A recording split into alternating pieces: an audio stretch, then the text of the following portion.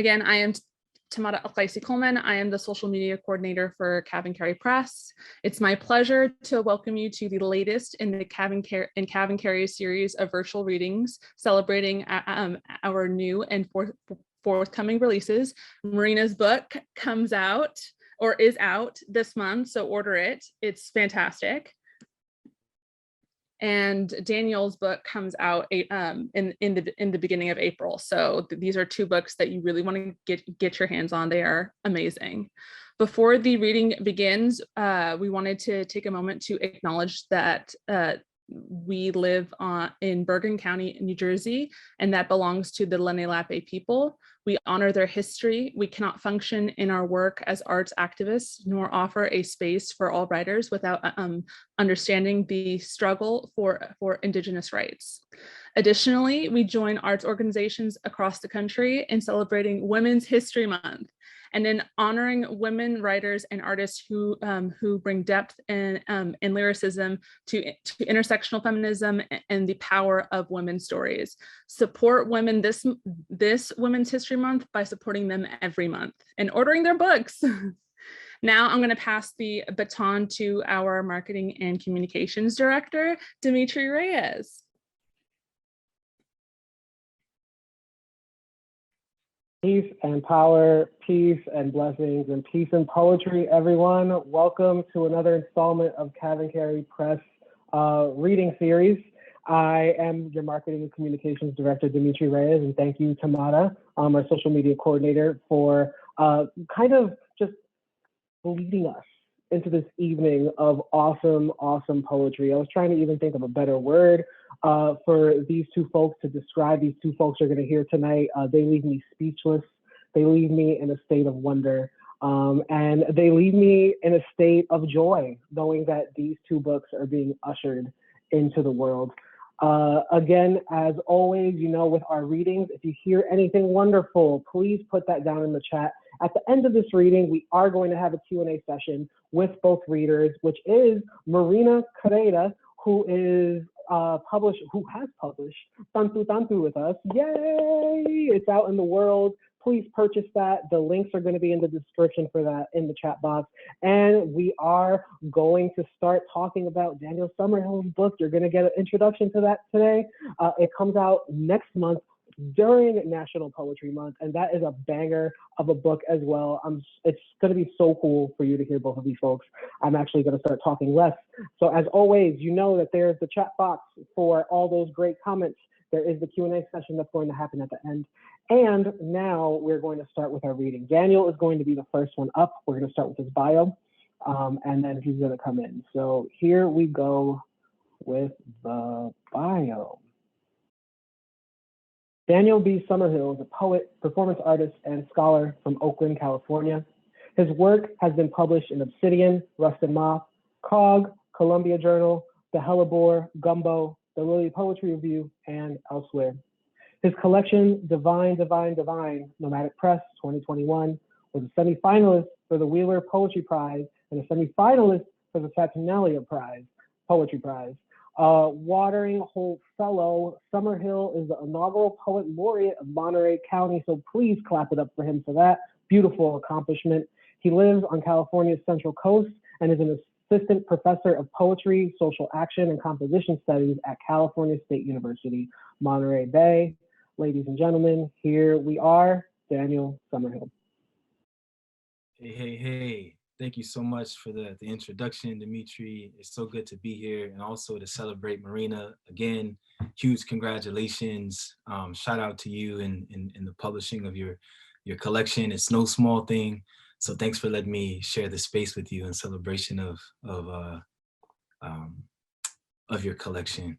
So I'm gonna read from my forthcoming collection, Mausoleum of Flowers. It's here.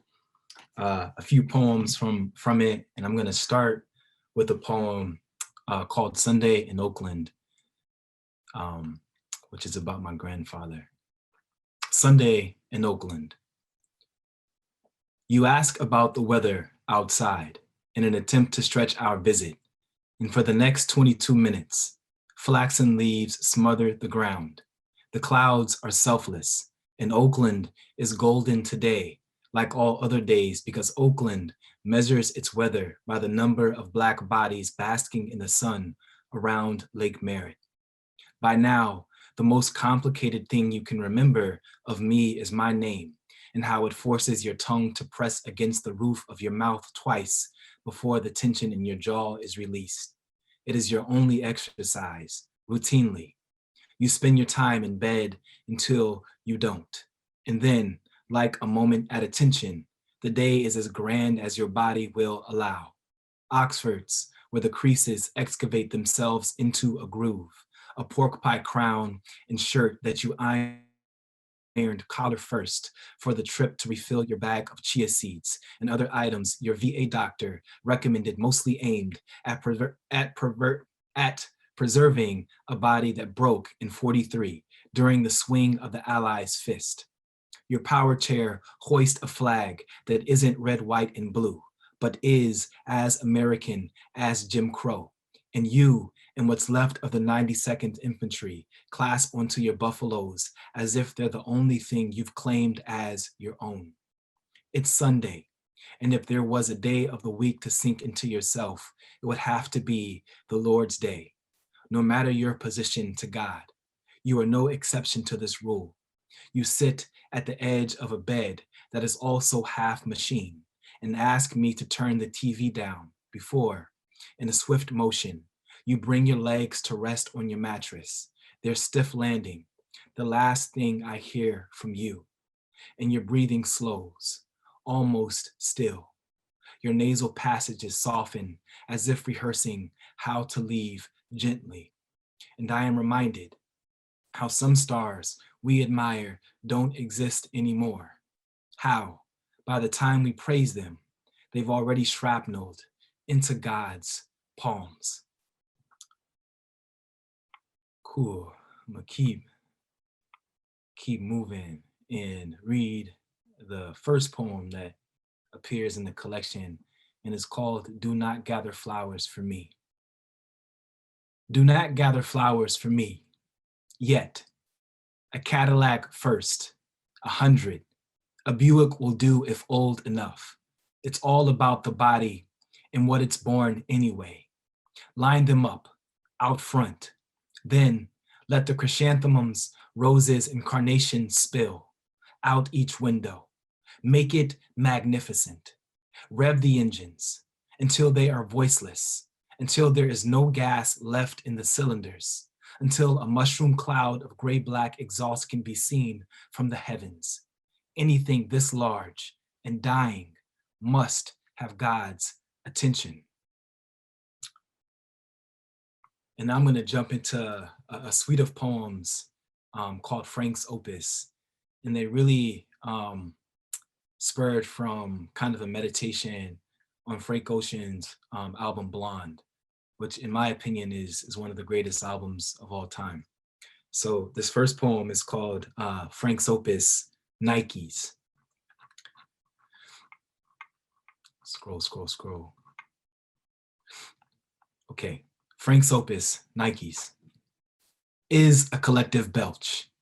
The eyes too have a disgusting sound to them. Swallowed a boy whole.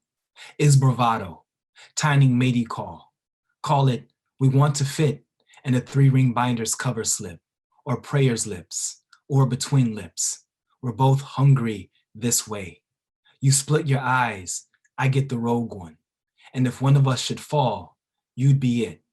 I'd rather not scuff up my Coke Whites under these tracks. Kennedy got jumped, bloody, white t-shirt, blue jeans, and we took over the basketball courts in our Nikes. Our voices acoustic now. No adolescent theory here.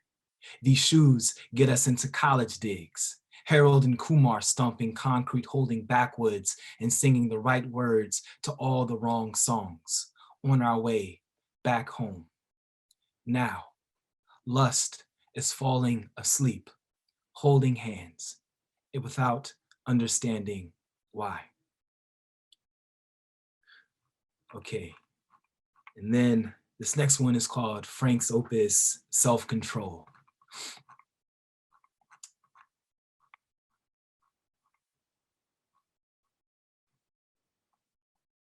The bridge floors me each time I collect enough courage to play it all the way through. This anxiety wants to forget, hold on to almost white morning sunset through canyon live oak. We crash at dawn, fall in love backwards, as if tomorrow was an uninvited third wheel. It is more glorious this way, the sun searching for us and all. Your shadow, a kestrel flying in place, your body already leaving. You tilt your head toward me to say, nothing gold can stay. And yet, here we are again, dancing, as if music is the shadow of a figure just out of sight. You are not near, but this song is, again. And Frank's opus, Godspeed, is this next poem. Frank's opus, Godspeed. Fault lines are stronger than any faith I've ever mustered. There are mountains I do not move. And this isn't a mountain so much as it is a hill. And this kind of love isn't a movement so much as it is biblical destruction. Perhaps our prayers are too many and God is too few to collect them all. Perhaps an aftershock is the earth's invocation for less movement.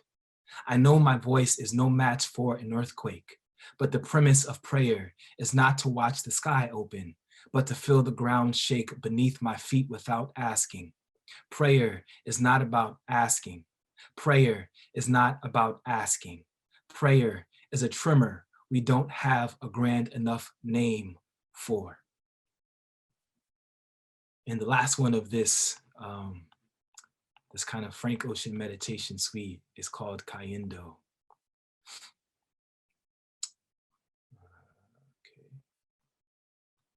Cayendo. I listen to Cayendo and my chest sags. Weed makes everything new again. This song's chord progression, a small river in the backcountry somewhere, with only enough people in town for you, Frank. I'm saying, few know the difference between falling in love and self-preservation. You, somewhere a still song skipping along the surface of the water. Yes, I too know repeated violence and its offspring, the gavel, drumming, drumming. Cool. And then I'm gonna read a poem called Love is the Result of Attempting to Stay.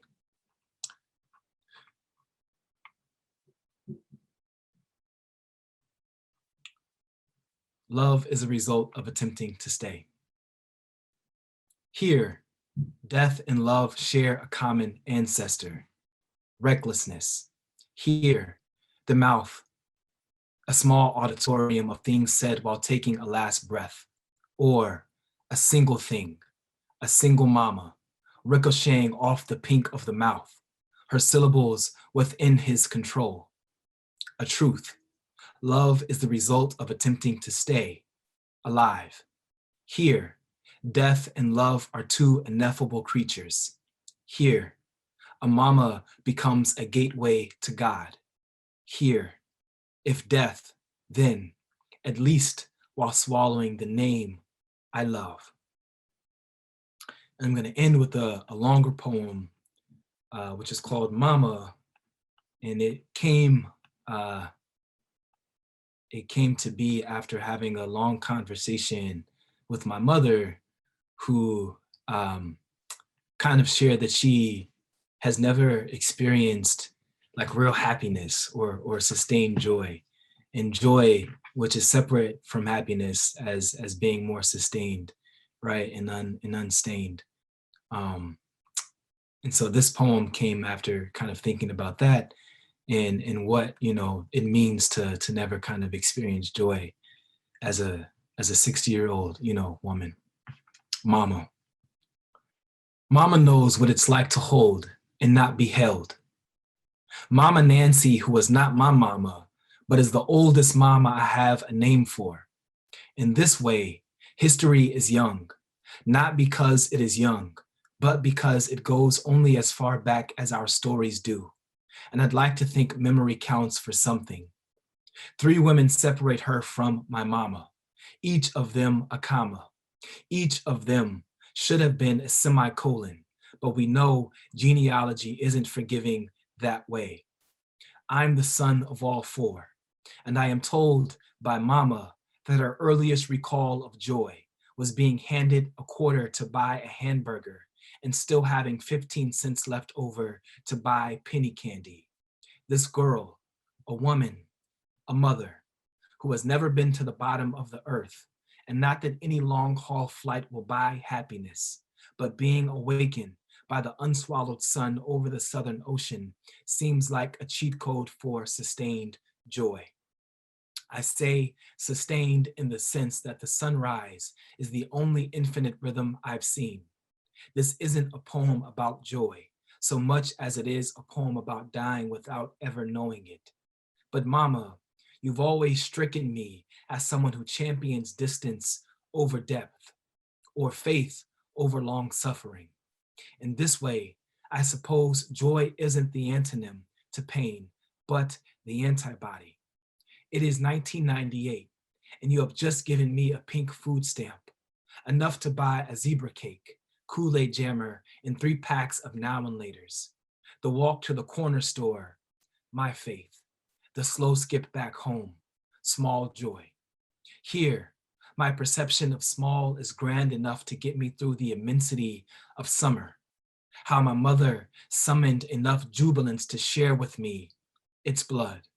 It is 2018, and I think of my trip to South Africa as a metaphor for food stamps.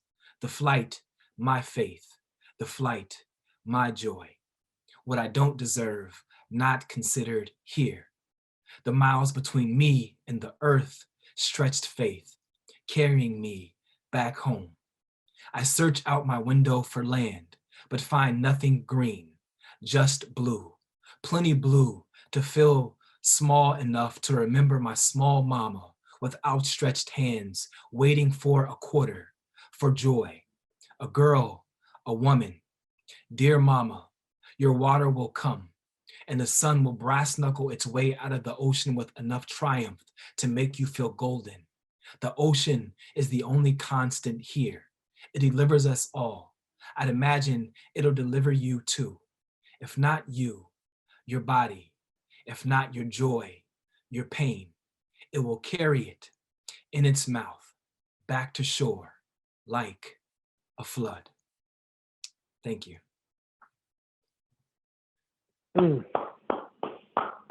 Man, Daniel, thank you, sir. Man, such a great preview. There's so much to say, about your work, from those corner store visits to how these little treats hold memory in that, right? That reminiscing. And then the idea of the Frank Ocean opus, and then that final poem with the pilgrimage across an ocean, right? There's so much going on, so much ellipticalism, so many binaries within your work. I appreciate that so much. You're brilliant, and I can't wait for the Q&A. I'm gonna hit you with some. So everyone, I know you all enjoyed it. The chat box was blown up. Daniel's book is available for pre-order today and tomorrow and the day after that. It's available for pre-order. So in the chat, definitely place that order. You'll get it for 20% off, and you will be one happy customer. Dan, I'm going to beam you out until later, so I'll see you soon. Love the power of that. It's so cool. So cool. I feel like I would have left my wand in the other room. If not, I would have been doing that magic spell. Hey, Marina. Nice to see you. Ladies and gents, we're really about to get ready to set it off with Marina. Marina, I'm so honored that you are published with CavanKerry, that you're here with us today, that we get to launch your book. Everyone knows this. Every time I'm in a room with Marina and I get a chance to be on the mic, Marina really helps set me up as a writer. She is one of community. She is an artivist in the way that she rides for her poets and helps her poets and helps her artists. Your heart is so big, and I appreciate you so much for that. And your heart is as big as your work is wonderful. So I cannot wait to hear some of your stuff. Let me read your bio. And also shout outs to all of my Jersey poets that are in here for Marina today. Isabel, Kathy, Nora, Brianna, Michael, I love you all. Thank you for being here. Lynn, let me go to your bio now, okay? So Marina Carreira, she, her, hers, is a queer Luso-American writer and multimedia artist from Newark, New Jersey. She is the author of Save the Bathwater by Get Fresh Books in 2018, and I sing to that bird knowing he won't sing back, Finishing Line Press 2017. Marina is a recipient of the Sundress Academy for the Arts Summer 2021 Residency Fellowship. As a visual artist, she has exhibited her work at Morris Museum, Artfront Galleries, West Orange Arts Council, and Monmouth University Center for the Arts, among others. Everyone, here is Marina Carreira. Thank you, Dimitri. My heart's as big as my mouth. So thank you for that compliment. Thank you. This work would not be here without you and your support, Dimitri, as well. So I thank you, and I'm honored to be with CavanKerry, who birthed this beautiful, beautiful book.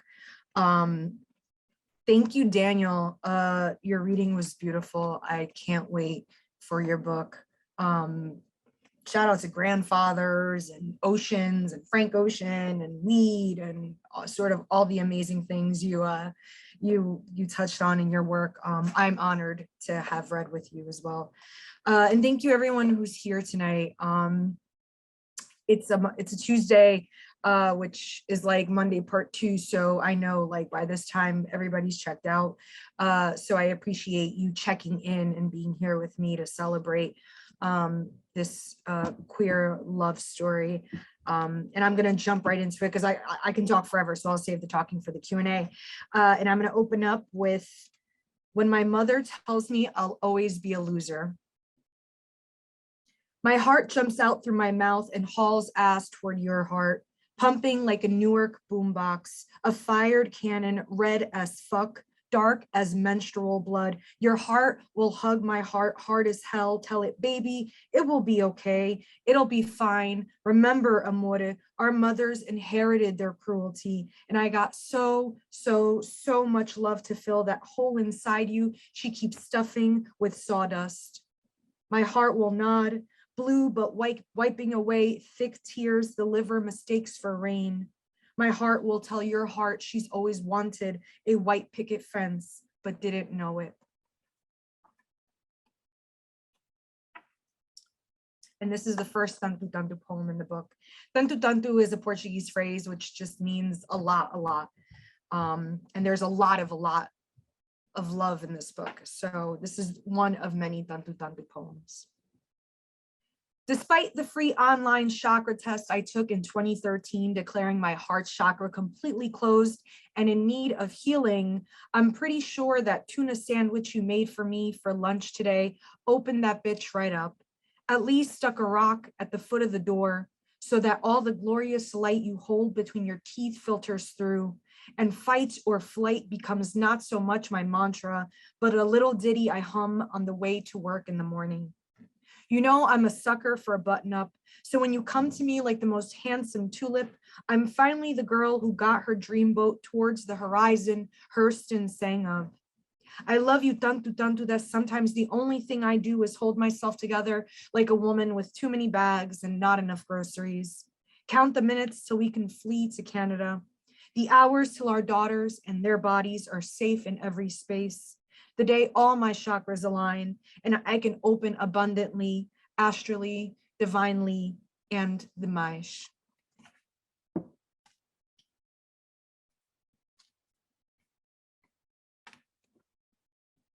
Baptism. The wispy frost over the brown lawn glistens like a drowsy fawn, greeting the morning, catching the cold with yawn and scowl. I bundle the girls knowing their scarves will unravel, their jackets unzip, their gloves soon cars trembling with rush hour haste, the red, yellow, and green urban stars urging us to halt, wait, and ride the paths we already know by heart. Breathe clouds trailing as we enter and exit halls and rooms in what seems like the bluest winter of the longest year. Little do we know. This rote muscle work of memory works overtime every day, but not until it pins me down at dawn. This is to say, before anything happens, I lay wet in my longing for the surge, for my hands surfing the soft dunes of your breasts, your pussy, the ocean I swallow whole, this sweet sin our forefathers demand we confess, this church hymn our grandmothers were never allowed to sing. Before the machination of morning, I swell with our light meeting the American gray. In this baptism, I rejoice the doing of things over and over again and again. So this book is not only about queer love, but it's about a love for myself as a queer woman. And it took a long time for me to love my queerness. So this is autobiography of a fufa, and fufa is a derogatory Portuguese word for lesbian. Autobiography of a fufa.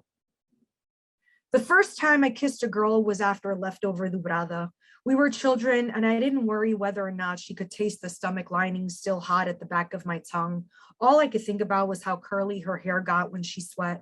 My left foot cramping toes curled so hard at the thought of a Vol walking in on us like a tidal wave ripping into mid-August. The second time I kissed a girl was in a dream in 4th grade about Joanna. Her lips small but full, cool as river water. She wore a blue dress with daisies on it, and we only tapped real quick because I was nervous and she didn't know how to feel. 17, pretty and pregnant by someone else's husband. She didn't know if it was a boy or girl, just that her father would force an abortion. The third time I kissed a girl who called me lesbian in high school. Her mom collected Fabergé eggs and always complimented my smile. She told me to sleep over Friday so we can go to Abyss for teen night. We got stupid drunk on fuzzy navel, and I threw up in her living room and told her mom we had some bad seafood while my leggy friend laughed. Sometimes BFFs could kiss you and mean nothing by it. The fourth time I kissed a girl, I was 23 on my back on a bunny slope, skis to the sky. And I wanted her to fall in love with me the way Tina and Bet did in the L Word. We'd watched on her bed, her flat stomach up and down with breath, my lungs full every time we touched, and I almost drowned when she said, "We are on 2 different pages." I ugly cried for hours drinking gin in my ex-boyfriend's basement. The fifth time I kissed a girl was in the middle of a crowd during the Portugal Day feast. I told her to cut her hair. She said we should move in together. For 2 years, we made out and made up on Brooklyn rooftops and Long Branch boardwalks until too many days came of mine not looking at me, by mourning the person I wasn't yet. We kissed for the last time before I moved into Tanya's attic, high on Xanax, pug by my side. The 6th, 7th, and 8th times I kissed girls whose names I can't remember. The bar loud, my temples throbbed, my hands on their waists, their mouths wind tunnels. Heart silly putty, and I got so hammered, I walked hot goth girl to the subway after we ate shitty Jamaican patties, then sat lost at the corner of Hudson and Grove. By that time, the eggs were cold, the toast was gone, and my mother refused to make more coffee. The last time I kissed a girl, I was waiting for salvation in the form of jazz and fado. It was hot, hard raining, and I learned Tanto Tanto from the Museum of Her Body. That love is an art you curate with grief and not a choice, like the Oxford comma. She remains every Whitney song from The Bodyguard. We married in secret, and everything is except this love. Obad and war cry, rolling on the shore of for now, for here, forever.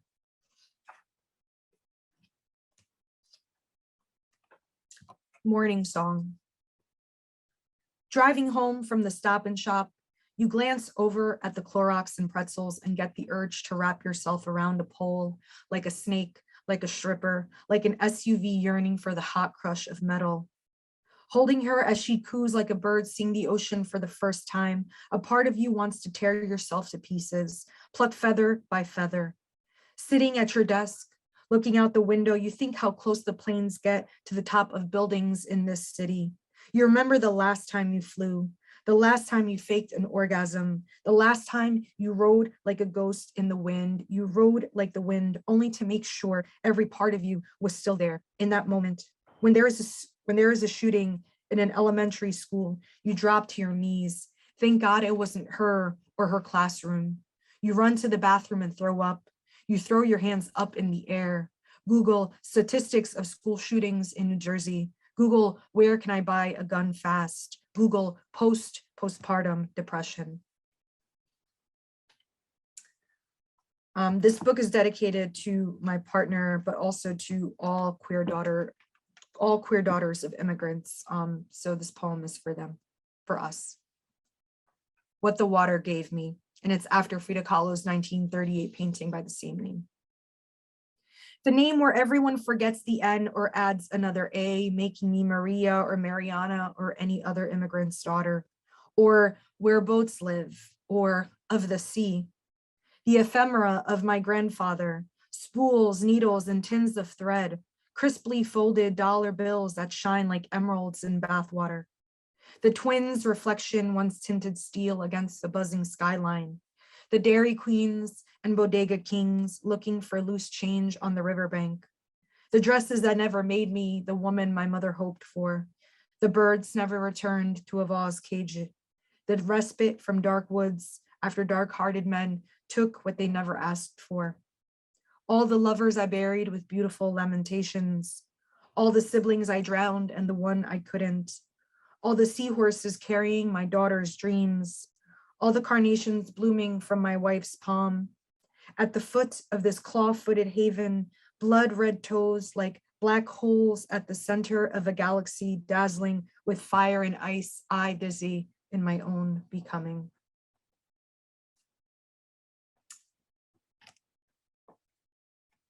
Another sex poem. Estou a sentir só este momento, which translates from the Portuguese, I am only feeling this moment. Like the nothing of a wave rolling ice blue over sun-fucked sand and wet, wet shell.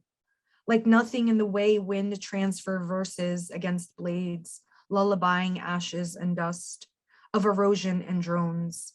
Nothing like the hooked breath of old books, pretty words wailing in the hand of another ear before the line breaks and they fall deep into the sound a cephalopod makes when our legs become their legs and we wrap neck, waist, and wrist, tangle into the bare thread spread of land nowhere immeasurable, a space between born and supermarket line of lives we crossed through, 8 billion bodies to find each other and did, and a daffodil sighed, olive fields sung, the whole world wept.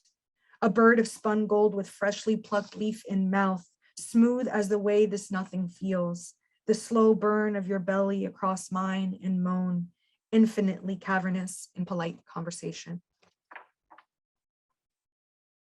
If I weren't this body, or in this body, part of this body, and what parts of this body make it my body? Why does this body love your body the way bodies do when they touch other bodies, whose bodies belong to each other? This body taught to love boy bodies, hairy bodies, bearded bodies, abusive bodies. But this body also wanted soft bodies, breasted bodies, perfumed bodies, girl bodies. Now this body queries its own body. Is it man body? Is it woman body? What makes it either and does it matter to anybody? What kind of body we embody and who body does this impact? A lady body, a barred body, a body of water, a wetland, a body of art, a masterpiece, a body of bullseye, a target, some days a boulder body, other days barely a body, bare and breathing, a shiny body like a star, like a moon-filtered body, like a magazine body or Instagram model. This body, a lion, this body, a lamb, a bad day body, a sober body, survivor body, medicated body, hard-bodied, hostage body, heavy body, heavenly body, pussy-bodied, mama-bodied, a candle of a body, a cage of a body, eucalyptus tree of a body, thimble of a body, fiction of a body, fadu of a body, looking for another body, to believe it more than a gendered body will somebody.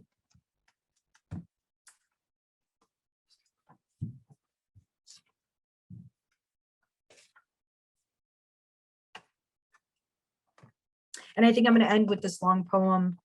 While 6 planets retrograde, I consider mandalas and America.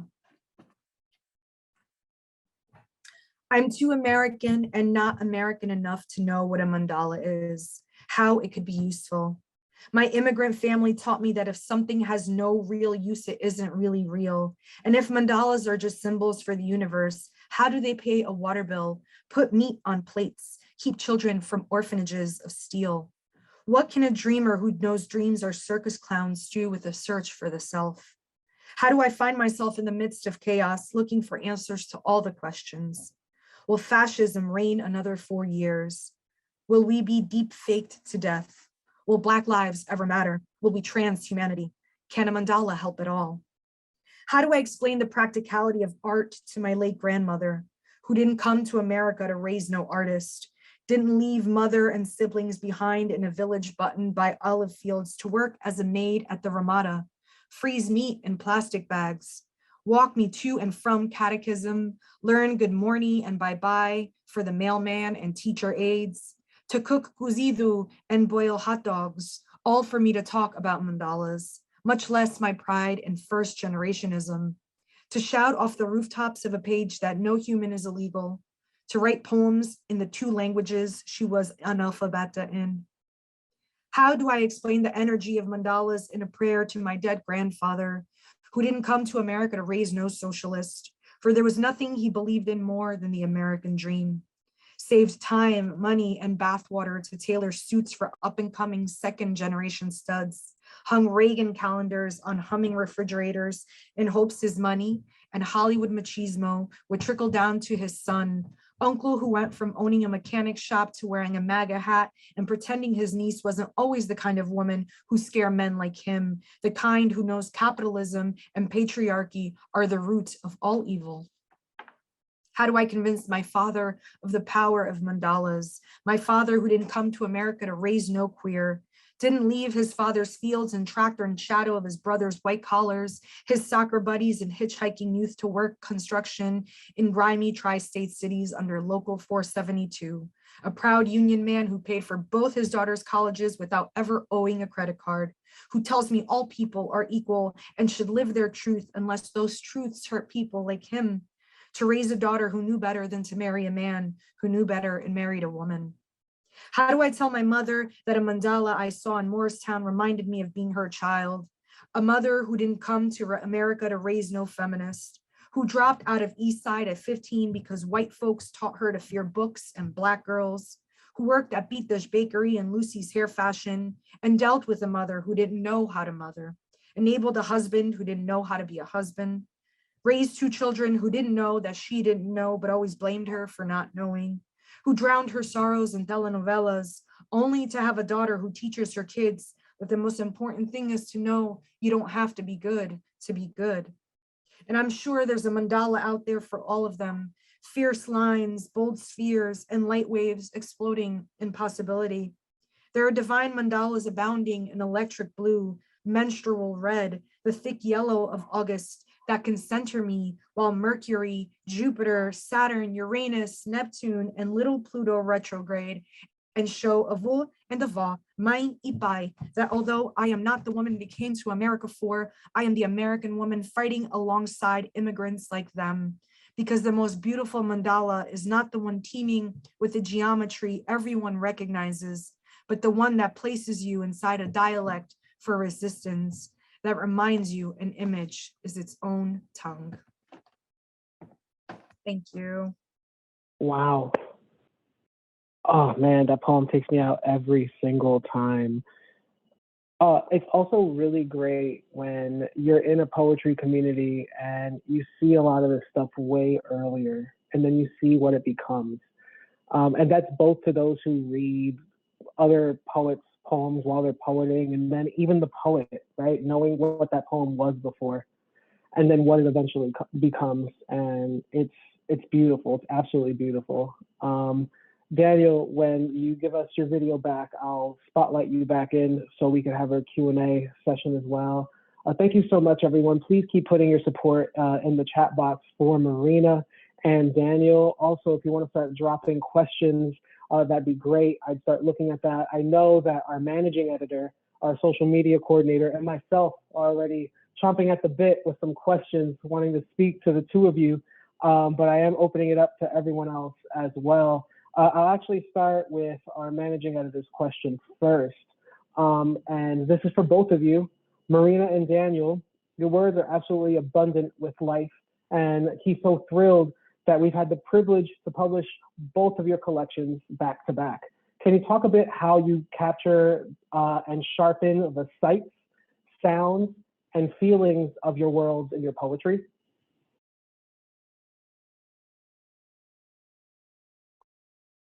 Like your question. Yeah, I can repeat it. So Gabe is so, oh, you want to take it, or you said you wanted me to re-say it? I think I get the question. It's just, it's Okay. a question I have to chew on for a second. That's all. Yeah. Okay. Yeah. I don't know how I did it before, but I can tell you how I do it now. I think it's reading other people's work and work that I admire. You know, going back and you know, reading everyone from Rage, from like Mary Oliver to like a Mary Baraka, right? And sort of, you know, noticing their rhythms and their patterns, and you know, their use of alliteration or their use of rhyme really inspires me to play with words, right? And the arrangement of words. Also, I think writing against music, and I know I told you, Dimitri, I've recently been in like a wormhole of jazz. So really writing against that has helped. But and lastly, I think because I'm so curious to hear what Daniel is going to say. I think it's also the fact that you know, I'm well trilingual, but really bilingual.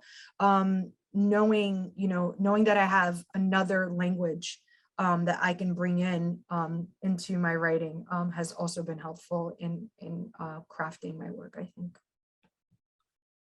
Yeah, geez. So I'm still not sure I have like the answer, but I'll fumble through a response in an attempt to answer the question. And similar though to Marina, I think reading a great deal definitely informs like sight, sound, etc. I also think that like one of the things, and this is something that I've had to wrestle with like recently, like in the past maybe 5 years or 6 years or so, and that is like poetry is a bodily art form. And so in such, like if you think about writing as like a text and font like exercise or routine, then like you lose the sight and the sound and like the 3D nature that poetry is.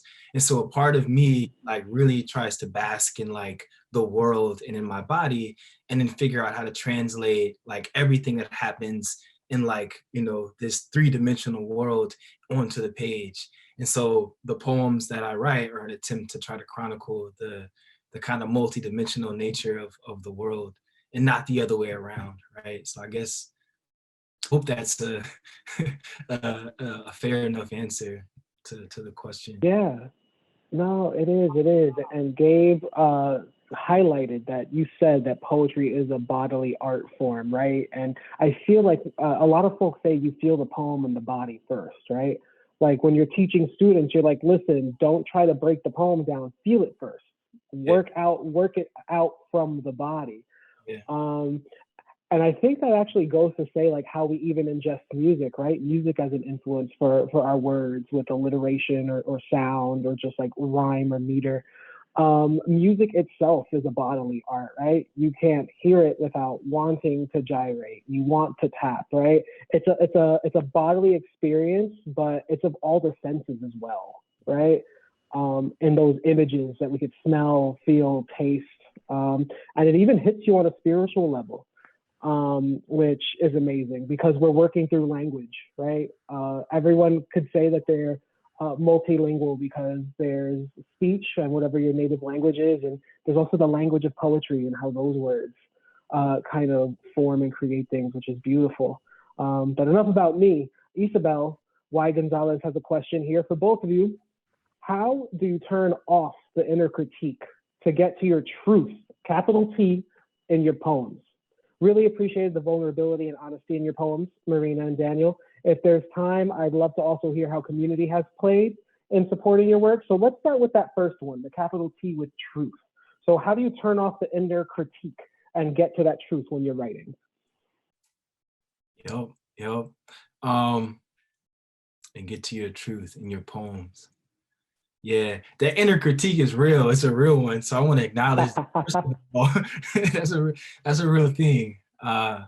But I'm, I'm in the school of James Baldwin, and I'm a huge, believer that poetry is is truth, right? And so as long as, writing language is how we wrestle with like our existence, trying to make sense of whatever, right? It's our only mechanism for doing so. So I feel like the process is where the truth happens, and it's not necessarily in like some revelation that you get to once you remove the critic, from your inner self, but rather in the wrestling with, in the self-critique. That's when the truth happens. Like truth isn't like something you arrive at, but it is indeed the process, right? In the poem. So none of the poems that I write, I don't feel like there's an answer at the end of any of them, right? But rather it's the process written down on the page. Yeah. Excellent, excellent. Thank you, Daniel. Yeah, I think that's a really honest answer. And I don't need an inner critique, guys. I have a mom, so That's real. That's real.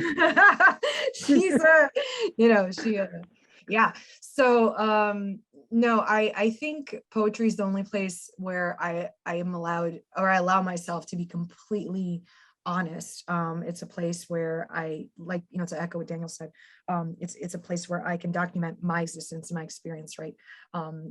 As a woman, as a queer woman, right? As daughter of immigrants, as a sober woman, this is the page is where I can go to in order to sort of examine all of these parts of myself. So poetry doesn't let me lie, right? So it's my truth telling space. So there you go. Excellent, thank you. So part two of that question. So how has community played in supporting your work? Like, what is poetry without community? And I know folks are like, poetry is such a or writing in general is like a thing that happens in isolation. But nah, like number one, we're like human beings, and we're like hardwired to actually be in community. Like it's in our DNA. And so the stories that I share, like if I only stayed in this I don't know, this room my entire life, I'd have nothing to say, and I should say nothing, because that's not how it works, right? We're supposed to empathize. We're supposed to be in community. We're supposed to build each other up. We're supposed to make sense of, chronicle, right? Excavate, like all those things happen within community. And more specifically, I got homies that like read my work. And if my homies don't read my work, then like, what am I doing? If I write things that like I connect with the folks that like I grew up with and that these poems are about, right? So like community is all up in poetry and should be. And anybody that tells you otherwise, don't listen. Don't drink the Kool-Aid. For real. I mean, let's come on, y'all. Poets read other poets. Like, who's out here reading us besides us? And yes, just to echo what Daniel said, shout out to the Right On Babes. They are my poetry community, and they hold me up, and I could not have written Tanto Tanto without their support as well. These words and the words of any of the books I've been writing, or any of the work I've been producing, it's all with them on my shoulders, right? So my work exists because their work exists, right? So absolutely, I think there's no such thing as poetry without community. So yeah. Yeah, and I'm with you. I'll be the third person to vote on that. So let's actually dive a bit deeper into that. I have another couple of questions about that.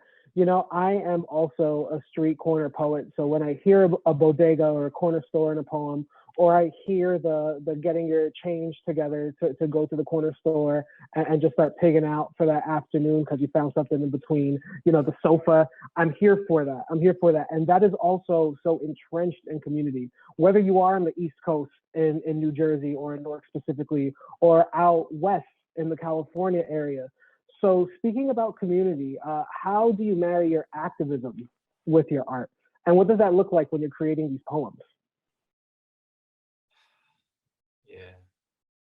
Marina, you wanna take this first? What you wanna... Yeah, only because being part of the Right On Babes Collective, which is I'm part of, a lot of the work, or not the work that we do, is always to uplift and be in solidarity with queer writers, women writers, POC writers, writers of marginalized groups. And poetry is our vehicle into sort of doing these things. And an example of that is we just did a Poems for Ukraine, where we did a reading to raise money. One of the Right On Babes is Ukrainian. So in solidarity with her and her, family across the ocean. We use poetry in order to be able to support, the folks out there. So I think naturally being a writer, being an artist, you should, that's sort of married, right? The art and the activism. If you're doing something for your community, as a member of your community, then how can that not affect change in some way, right? Or it should anyway. These words are really beautiful and these books are beautiful, but they're not beautiful unless it is in support and solidarity of other folks, right? Yeah, definitely. Using our words as vehicles, right? Like shout outs to that Right On Babe member specifically, because even when CavanKerry wanted to help out with Ukraine and we needed to prepare websites to donate, we actually reached out to that particular Right On Babe member, and you just spread the word, through arts and through our different community spaces, which then, as you said, affect other community spaces. And that's how we continue to build, which is always so important. Daniel? Yeah, this is such a big question, and it's actually something that I have a stack of books on my desk. I'll show you really quick. This thick, because this question is something that I'm working on an essay about. so my answer won't be complete because I haven't finished the essay yet. But I'll say that like, what good is my poems if like folks are still being put in cages? Like, what good are my poems if like folks are still being violated or harmed? So I think that, like, yes, like poetry, Joseph Stalin, when he came into power, he was like, kill off all the poets, kill off all the writers. And the reason is because, poetry does have because it's a truth-telling art form, it does have the ability to enact change, right? As Marina said, right? So there is like the idea that, yes, poetry should be used in service of truth-telling, in service of justice, and all that good stuff. But I had a sit down with Tongo Ison Martin, who's the poet laureate of San Francisco and the homie, and he says, listen, the poet needs to be ready to come on down to the front lines and strap up their boots and like get it in, and like don't be upset if nobody wants to hear your poem. And that's real, right? Like sometimes it is the poem, sometimes it's the pen, other times it's strapping up your boots, right? I'll leave it at that. Absolutely. And I think when we do come to the front lines, right, we come, we are poems, we carry them. So our body, sometimes we don't even have to share them. We're just being there is it. Yeah, the embodiment, you embody that speaker in a way, right? Which is also that even starts opening up the conversation more when we're talking about like poets that are either like in their room, or some things that are on the page, or some things that, are just an embodiment of yourself. At some point, although we do have a speaker and that speaker is separate from the actual author, at some point, those two things are going to collide, right? And what do you do with that, right? How do you use that spirit or that energy to advocate or to teach, right? Because these words, they're experiences, and they're sharing these experiences with other people. So two heavier questions. I think I'll start with a general one. We're diving deep. We're still going. We're on the deep end. We're almost on the deep end. We're like by 5.5 feet now. How do you handle the social responsibility of saying, okay, I'm going to write this poem and I'm going to put it out into the world? What do you hope to receive from those? What kind of reactions do you want from those reading your poems? Yep. I always say, like, once I write a thing, and especially if it's published, like, it's no longer mine, so you can do whatever you want to do with it. I'd love to be in conversation about what you maybe have took from it or whatever, but it's not mine no more. So after I write it, and again, especially if it's published, then like do with it with what you will. It's not mine anymore. is yours as a gift. So that's how I kind of, you know, stay sane about having my words out there in random places. Thank you. So I think with this book being out in the world, it's a very, very queer positive, woman positive book, right? That really celebrates lesbian love. And I especially want it in the hands of the folks who would never read these books. For example, like in the hands of like my parents as friends, right? Who, as immigrants, right? Wouldn't hear these stories, right? And as much as that terrifies me, right, to sort of share my whole self, right, with folks who are cis, are straight, right? It also, makes me feel like that is my purpose here, is to let them know, this love exists, this love is valid, this love is real, and it's part of your community too, right? So I think that is the most important thing. And like you said, Daniel, once this doesn't just belong to me anymore. These words are for sort of any queer woman who resonates with this experience, and this work belongs to them as well. So hopefully, through my story, they share their stories, and our stories become part of the larger story that is, right, America and the world. I'm loving this, and I'm getting really hot because this conversation is getting really deep. So I'm about to hit us with another one, because we're think tanking right now here as a team.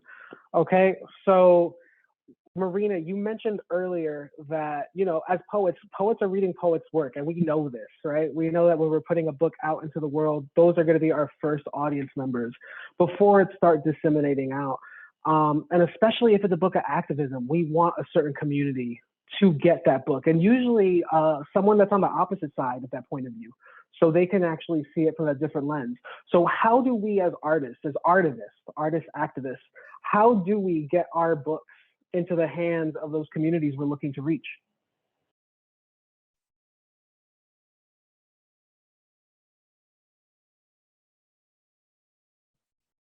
You stumped me.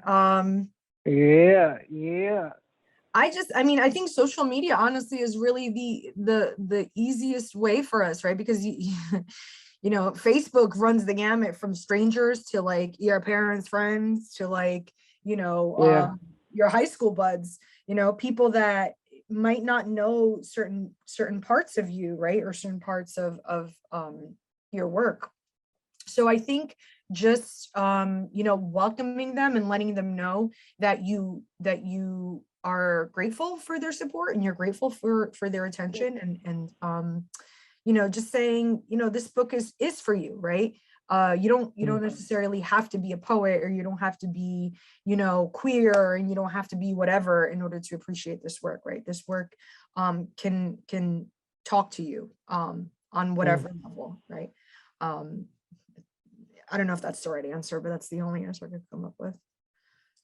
Yeah, it's a good answer. Thank you, Marina.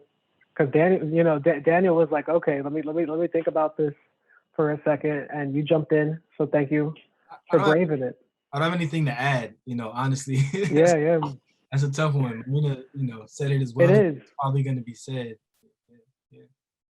Yeah, it is. I think the dialogue is important. Just continuing to talk about this stuff, and social media is a great place for that. And we can't forget that, as you said in the beginning, Daniel, poetry is a community connection with everyone, right? And the only way you have community, we are a communal people. We are humanity. We talk, we socialize. So just through socialization, hopefully through the grapevines, people start seeing these things, putting on those boots, strapping up and hitting the pavement is important. Just always I'm always thinking on how to reach those larger groups, especially those groups that are averse to poetry, or as CavanKerry tried to demystify poetry as something that is highbrow and is not for a general readership, right? Like, how could we connect with folks? And I think schools Yes. are important. So I want to talk about that. Two last questions and then we'll be done. Thank you everyone so much for sticking on. In the chat box, again, there will be the links for Tanto Tanto as well as Mausoleum of Flowers. So please check that out. If you're watching on YouTube, Mausoleum of Flowers will be on sale till next month. But if you're watching this in May or you're watching this in 2023, you can still buy the book. It'll be down there. So you should still buy it. Go check the link right now. It's there. So it's Tanto Tanto. But we're closing out. So thinking about the books, both of you tonight. So there's immigrant narratives, there's Black narratives, there's queer narratives, family, grief. It speaks to Black men and Black families. It also speaks to Black motherhood, also speaks to queer immigrants. So much of this book is larger than yourselves by telling your stories. And poetry is so important for our youth to read and our youth to connect with. So what do you want to happen when a younger you decides to pick up Tanto Tanto or Mausoleum of Flowers? What do you want that younger you to get away from it, knowing your identities? Yeah. Are you gonna go ahead, Marina, if you were gonna jump in? You heard me do that. Yep. Yeah. That was, when you said schools, right? Libraries, organizations, kids, right? Give the kids the books. Get these books in the hands of kids, right? Today, I got a chance to meet through FaceTime some of my my wife's students, and they're these young, cool, cute, only because I don't deal with them on an everyday basis, kids, right? But this is the youth, this is the future, right? And I'm just like, these books are for them, right? These stories are for them, right? For young queer kids who might be like, I don't know how I feel. I don't know how to talk about how I feel. I don't know if there's people out there like me. I don't know what to say about it, right? At least this can give them sort of a little bit of a language for it, right? Or at least, just something to say. You're not by yourself, right? You're part of a global community that you might not be able to physically touch, but this can just be a connector, right? A link to something else. And just to echo back to what I was saying, that there's so many queer poets that have come, and writers, right, that have come before me that this work has been influenced by. So it was because of their words that these words exist. So hopefully because of my words and Daniel's words, new words will exist too, right? Yep. And couldn't have said it better. I'll add, like, really quick, I'll share a quick story about how I even began writing poetry. There's two folks, and I think it connects to the whole idea of like a younger me, or like just youth in general, finding themselves in these books. So there's two folks responsible for me starting writing poems. One is my oldest sister, who's also a poet. I have 4 older sisters and no brothers, so I'm the youngest and the only boy out of the bunch. And my oldest sister, we're the closest, and she got married when I was in middle school. I was 11, 12 years old, trying to figure out the world, right, as an 11, 12-year-old does, dealing with bodily changes and all kinds of stuff, right? So I found this photo album of poetry that my sister had written before she moved to New York, and I fell in love with the words. More importantly, like Marina alluded to, I fell in love with the way that language can make sense of the reality that I was facing. So I found solace in the language that my sister was able to create. One poem in particular was called Wishing Upon a 747, and it's about my sister, wishing upon an airplane that she realized by the end of the poem that it's an airplane because stars aren't visible from like the inner city. And so again, coming to that poem as an 11-year-old, and I'm like, yo, like language can make me understand this situation in like a more vivid way.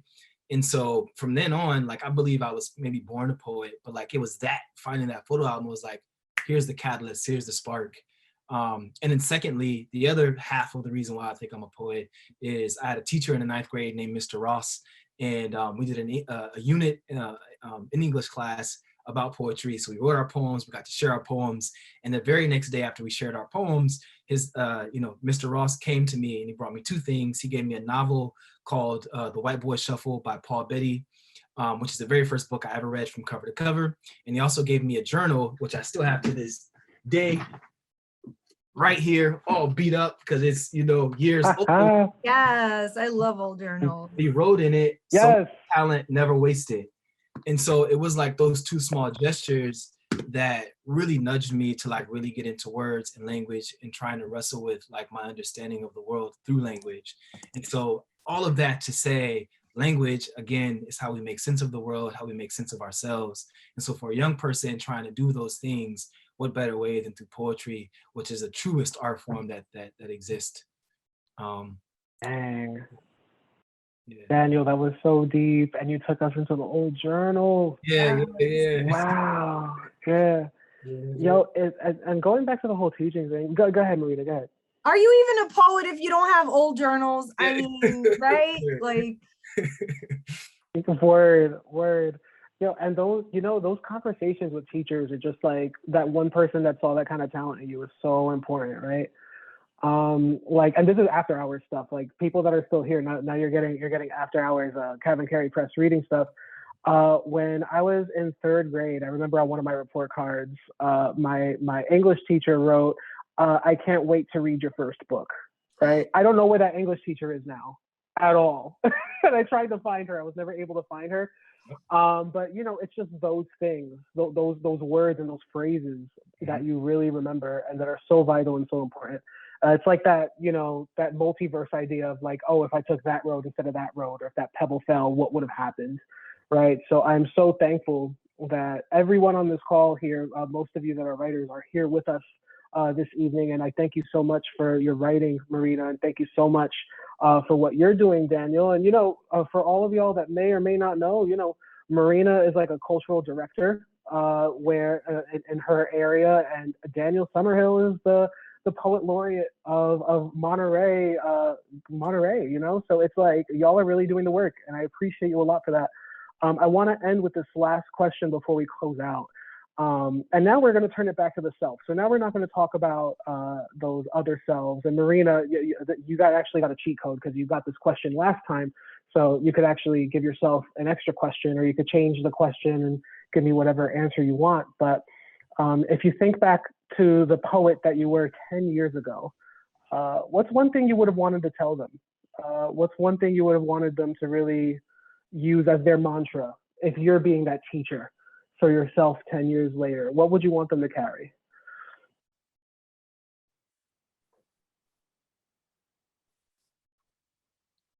I think I would just say, you know, write, don't be, just write what you're scared of, write what you want, write what you're scared to say, you know?